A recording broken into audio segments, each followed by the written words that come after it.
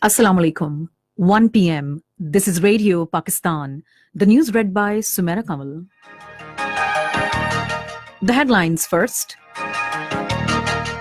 Prime Minister has called for exploring new trade avenues and markets in Africa and Latin America. Information Minister has directed concerned department to prepare a plan for renovation and protection of historical Sikh Gurdwara in Jhelum. In occupied Kashmir, Indian troops in their fresh act of state terrorism martyred 4 more Kashmiris today. In Syria, government forces have entered Manbij city for the first time in 6 years. Now the news in detail. Prime Minister Imran Khan has stressed the need for coordinated efforts to attract foreign investment and boost exports of the country. Addressing the concluding session of the 2-day Envoys Conference on Economic Diplomacy in Islamabad, he called for exploring new trade avenues and markets, particularly in Africa and Latin America. The Prime Minister directed the envoys to focus on export augmentation through regular contact with Board of Investment. He also called upon the ambassadors and high commissioners to help check money laundering from Pakistan. Minister for Information and Broadcasting Chaudhry Fawad Hussain has taken notice of the dilapidated condition of a historical building of Gurdwara in Jhelum and directed concerned department to prepare a plan for its renovation and protection.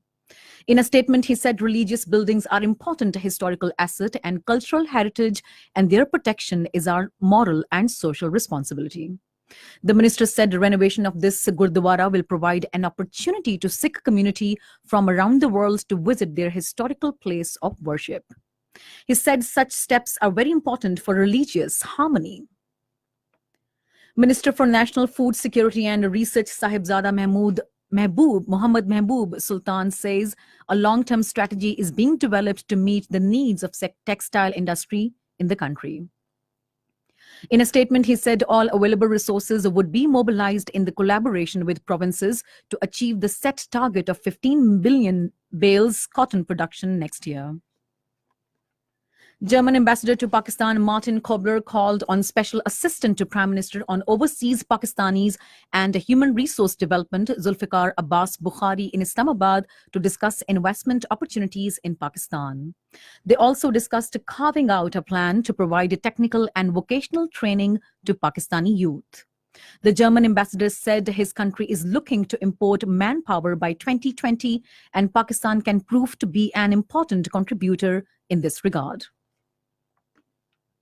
Ministry of Climate Change and Aga Khan Foundation have signed a memorandum of understanding to cooperate in the climate change mitigation and adaptation strategies and policies.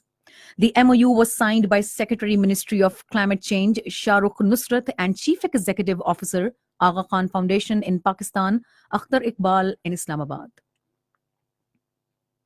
Chief Justice of Pakistan Mian Saqib Nisar says his struggle is only for solving problems of the people. Addressing a convocation of the private medical college in Lahore today, the Chief Justice said he has always worked for justice throughout his life and performed duties with honesty. He said he is taking steps to improve the quality of education in private medical institutions. In occupied Kashmir, Indian troops in their fresh act of state terrorism martyred 4 more Kashmiri youth in Pulwama district today. These youth were martyred during a cordon and search operation at Rajpura area of the district. Meanwhile, people took to the streets in the area and staged forceful demonstrations against killing of the youth. Indian police and troops fired pellets and tear gas shells to disperse the protesters, triggering clashes between the demonstrators and the force's personnel. Several people sustained injuries in the clashes which were going on, last reports came in. In Syria, government forces have entered the key northern area and city of Manbij for the first time in 6 years.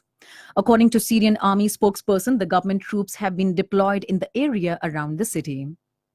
The development took place after US-backed Kurdish forces withdrew from the city and invited Syrian forces to replace them amid fears of attack by Turkish troops.